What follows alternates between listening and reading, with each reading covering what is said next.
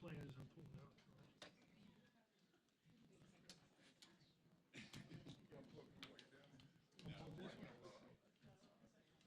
Right?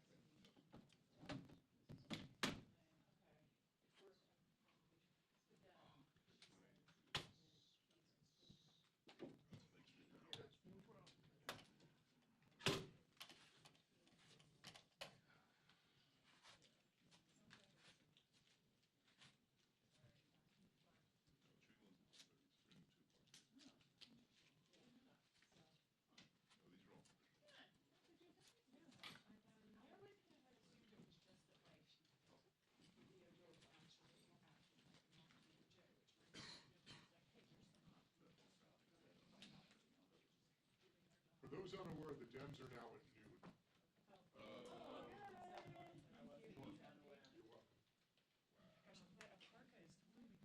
You're welcome.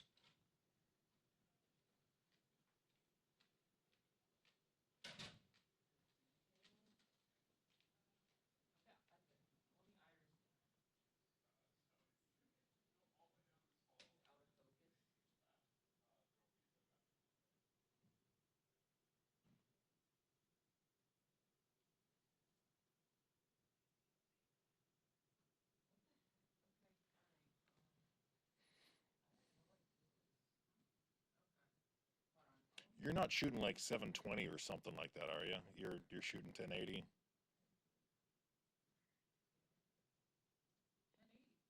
Yeah, okay. I don't know. I'm just trying to think because it looks fine in your camera. I don't know why it would be.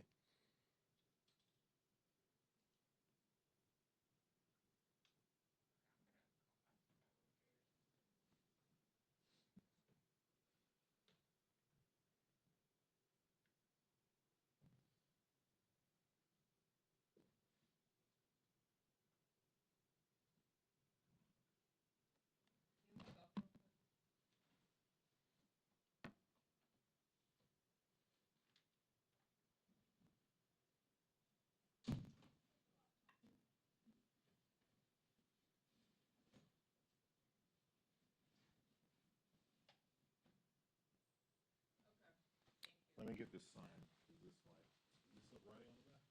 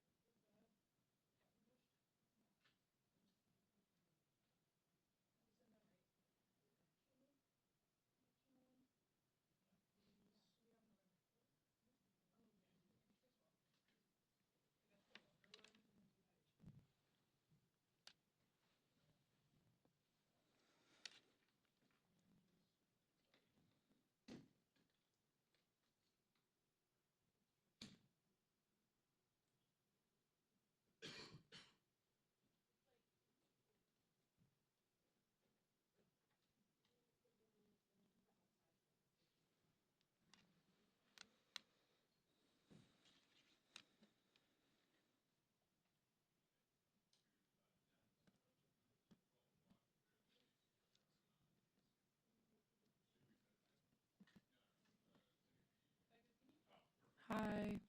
Hello.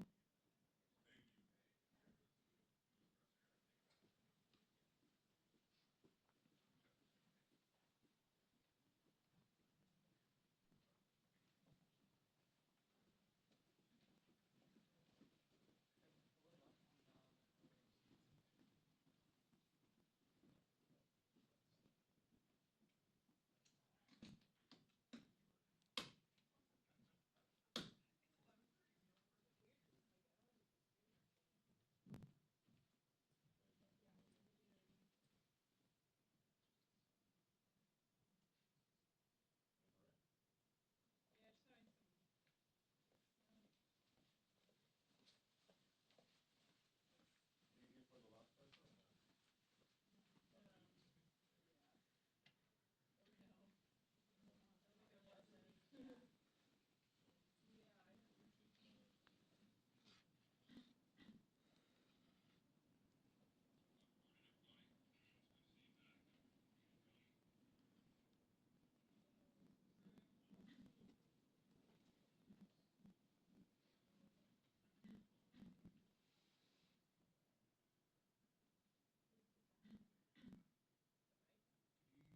very best outside voice, please, and recite all the poetry you remember from high school. Oh, okay. A, B, C, D, E, F, G, H.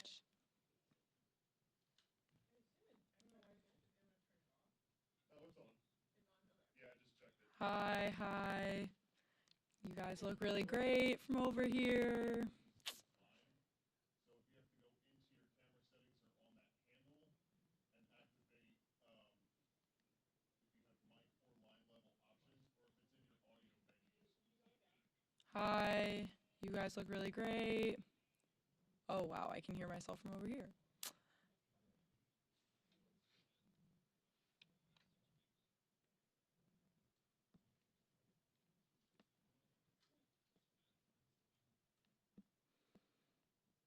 Hello. Nice to see you guys.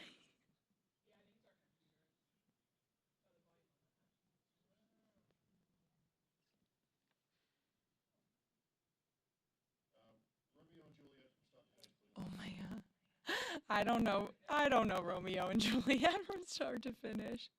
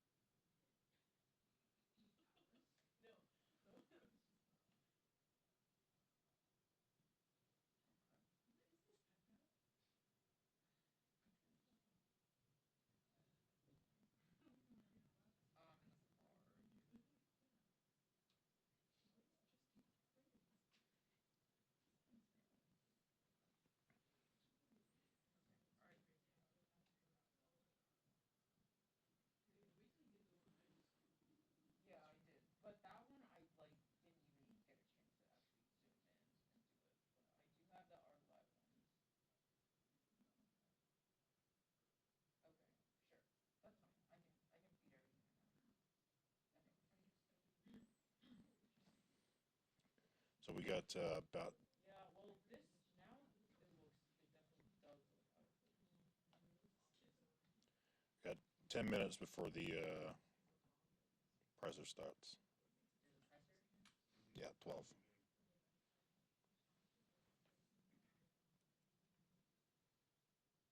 You typing this up. I had breakfast.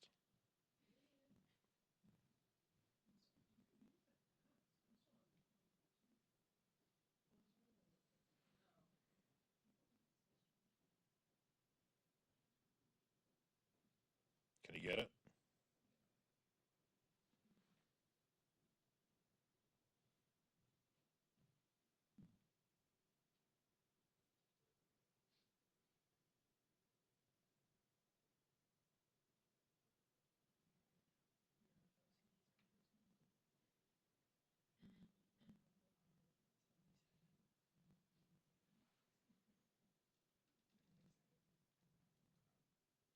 All right, I'm just gonna.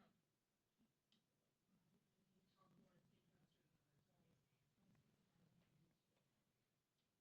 You're good. Yeah. He said to just send a lens in. Said to do what? Take the lens. We're gonna send the lens into like wherever. Oh, Shipping it out. okay. Oh, the lens people. We're going to send it to the lens people.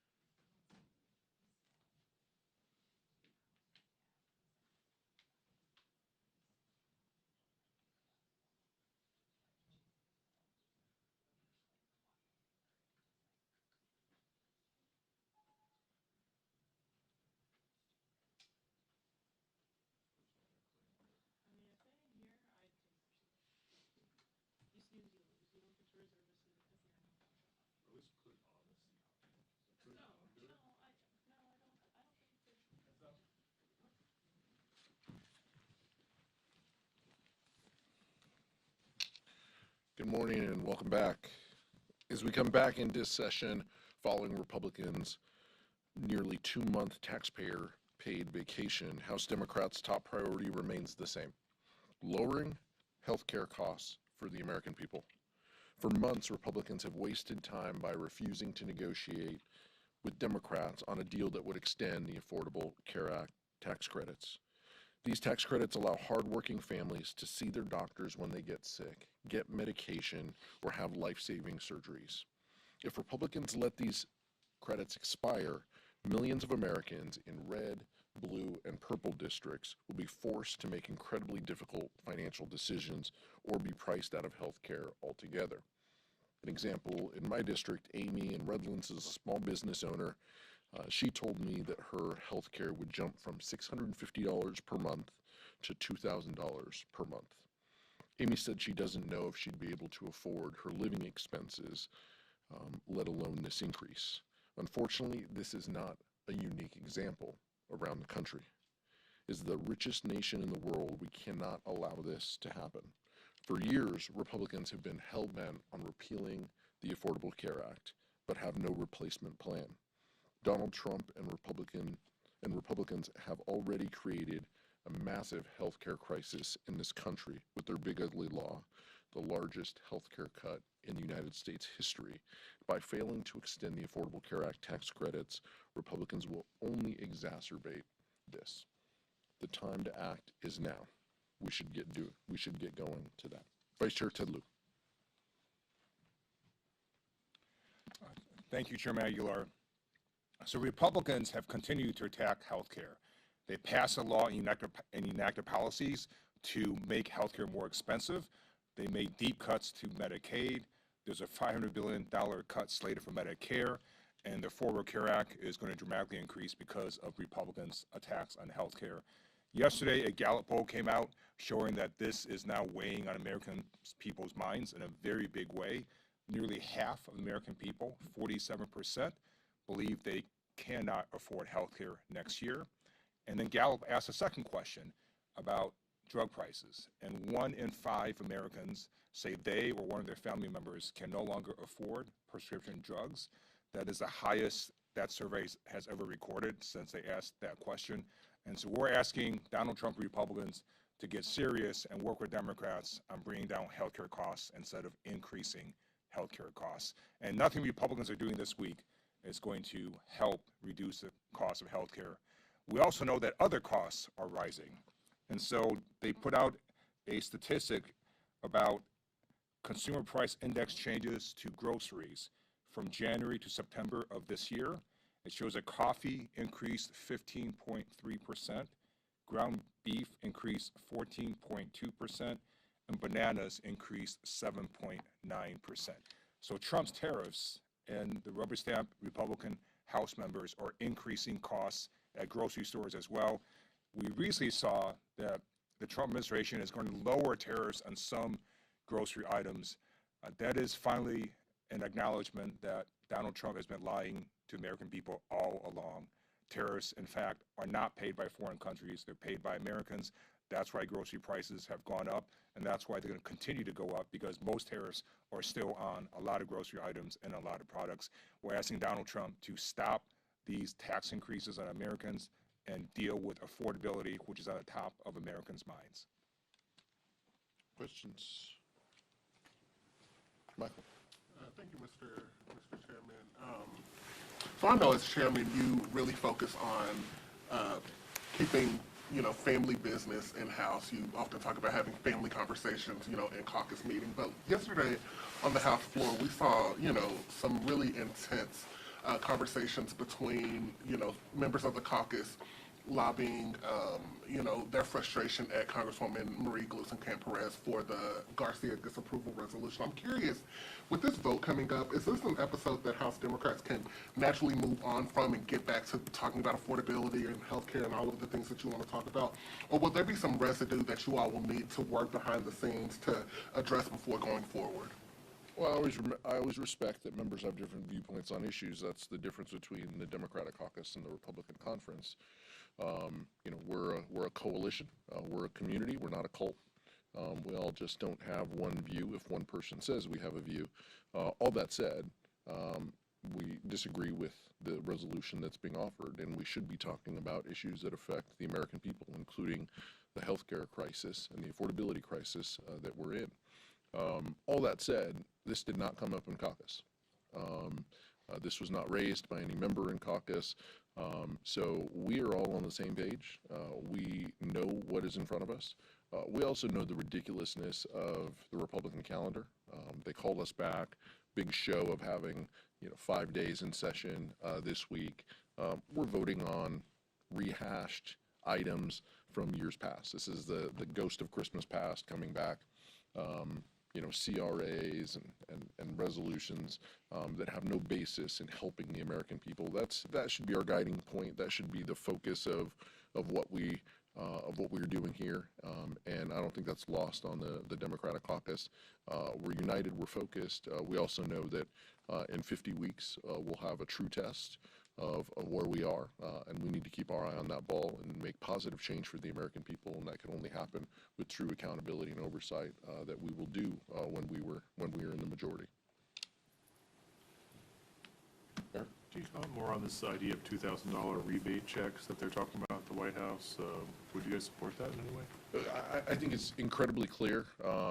We have supported rebate checks. We could talk about the child tax credit and making the child tax credit refundable, which is what we did when Democrats were in control. We aren't new to this. There are tried and true strategies that put money in people's pockets quickly, so families can use it. What they are talking now is strictly a diversionary tactic because, and a reaction to the past election where they got crushed on affordability, and now they're trying to overcompensate. As the vice chair mentioned, these tariffs are a direct tax on the American people, and now they think the American people aren't paying attention enough to say, oh, well, you're going to give us a small rebate check while charging us thousands of dollars in increased costs. The American people are smarter than that. The American people see through that, and we will continue to talk about the affordability crisis that this president has perpetuated, not inherited. He has perpetuated this by adding costs, adding tariffs to the American people. That is real. That is not theoretical. He is placing these costs on the American people and then taking a small portion of the revenue that's raised and trying to give it to farmers to not be upset with him, or potentially, as you're talking about, giving it directly to the American people to hope that they thank him for it after fleecing them for the past 10 months. Eleanor? What do you make of the reception that the Saudi Arabian Crown Prince is getting in Washington this week? And are Democrats at all concerned about having more nuclear cooperation with Saudi Arabia? Look, we look forward to further cooperation with countries and appreciate hosting world leaders to the Capitol and to D.C.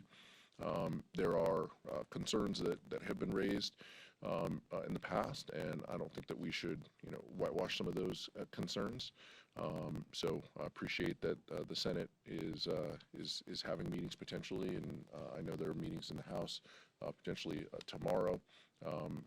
This should serve as an opportunity to work with world leaders on issues that we agree with, while not ignoring issues and concerns that we have between our countries. But I hope that we can continue to have positive dialogue that includes not just the executive, but the first branch of government. I want to ask about discharge petitions, since you have some experience with that. What is it about this Congress that is making discharge petitions more successful?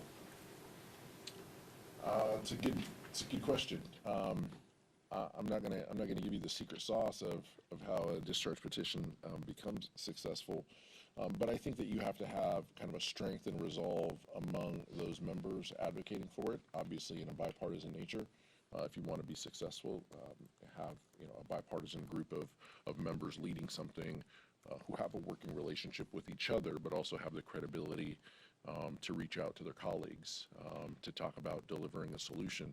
But I don't think it's lost on us that some of these discharge petitions moving forward are advocated by folks who just made significant healthcare cuts, and now they are trying to get right by their voters and their folks. I understand that. I understand there's different viewpoints, and some of these pieces of legislation have a lot in them. But we should be very clear with the American people that Republicans, lock, stock, and barrel, have voted for the largest cut to health care across the country. And so sending a letter to the speaker or putting out a press release or leading on a discharge petition doesn't inoculate you from the votes that you've made to cut health care from people. You may be trying to solve one piece of this, but that doesn't gloss over your voting record, and it's our job to tell that truth to folks. My view of why there's been so many discharge petitions and successful ones is because of failed Republican House leadership. A discharge petition is an end run around the speaker and around Republican leadership. And when Republican leadership is protecting pedophiles, you're going to have Democrats, Republicans going, that's insane. You cannot do that. And that's why this discharge petition was successful. And because Republican House leadership is out of step with the overwhelming majority of the American people, that's why you're seeing these discharge petitions being filed and why some of them are succeeding. Thank you. I wanted to ask the House, and I know neither of you are on this committee, but the House Administration Committee is holding a hearing on the Stock Act. Do you think that act that was passed in 2012 has done enough to curb public sentiment about concerns about insider trading among Congress? And then in the Senate, Senator Hawley, along with Senator Ossoff and Peters, co-sponsored the Pelosi Act. Do you think that would be something House Democrats would be willing to take up if it were to get to the House? We need more transparency, we need more accountability, we need more legislation specific to dealing with members who've been trading stocks. There are members who sit in committees, this is all public record, who have been sitting in committees and then trading stocks. Some of them campaigned on not wanting to do this and then have gone and done this hundreds of times. There needs to be more legislation in this regard. House Democrats, I'm not aware of anything that House Republicans have put out that have indicated that they support a ban on stock trading. House Democrats did put that out before the August work period. We put out documents talking about an affirmative agenda, talking about the culture of corruption, talking about the affordability crisis and the healthcare crisis that we're in. And the single piece of legislation that was mentioned was addressing this issue. So this is something that is serious for our caucus, and it'll take serious legislation in order to do it. That doesn't mean that there's a monopoly on one issue or one idea or one piece of legislation that gets there. This is why we have hearings, and this is why, if we truly want a bipartisan effort, then it's on Republicans to work with us in order to solve this issue. I support a ban on members of Congress trading individual stocks. I also think people need to look at the President of the United States. It is massive corruption going on in the White House. The Swiss basically gave him a personalized gold bar. The country of Qatar gave him a used jumbo jet. You got his family making huge amounts of money off of crypto, and the president pardoned a criminal because that person was with the company that helps his family with crypto. The amount of corruption in the White House is insane, unconscionable levels. And in addition to the Stock Act, we need to look at putting some real serious ethics into the White House. And I'd also offer the Supreme Court. This can't just be something that affects Congress. We have to look at the executive branch as well as an enforceable code of conduct for the Supreme Court as well. Cassie? I wanted to ask, kind of piggybacking off of Nick's question about discharge petitions. You know, obviously today we will have this vote on the Epstein files and releasing them. Republican leadership now saying that they aren't whipping one way or another, saying that members can vote their conscience after Democrats have accused them of canceling votes and sending the House home so that this vote couldn't be taken earlier, not swearing in Adelita Grijalva. So what do you make of this about face, and do you directly correlate it with the president's about face on this? Yeah, absolutely. I mean, all of them feel the same way. I mean, this is about them knowing that they're going to lose. They're going to lose this vote. They could not convince Marjorie Taylor Greene and Lauren Boebert from the Situation Room. They could not convince them to remove their signatures. So they are shifting strategies. Now they have to embrace it because they're going to lose this issue. And they weren't going to lose by a little. They were going to lose by a lot. And I think the president, clearly doesn't want to be viewed as a lame duck or on the losing side of an issue with the Republican conference. And Republicans are probably tired of having to defend the pedophilia that Jeffrey Epstein stood for. And so I think it's clear that their only reason why they're doing this is because they were losing, and so now they're going to try to project that they don't care or that they aren't pushing members. They pushed members. They sent us all home in September.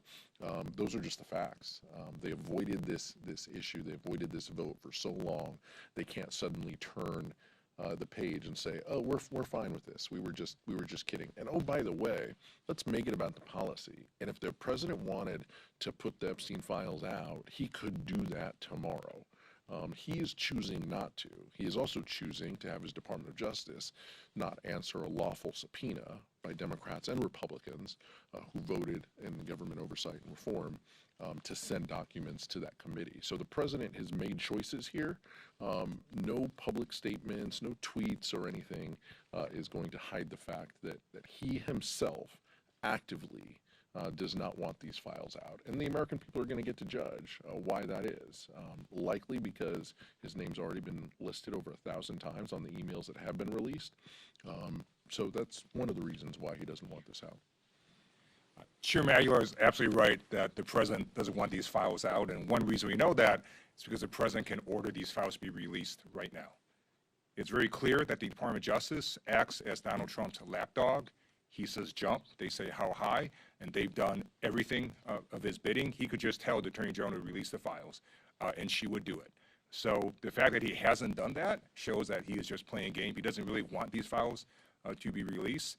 And the other reason that the discharge petition succeeded and that Speaker Johnson and the president appeared to have reversed is because Republicans got their asses kicked earlier this month in the elections. Democrats didn't just win in blue states like Virginia and California and New Jersey.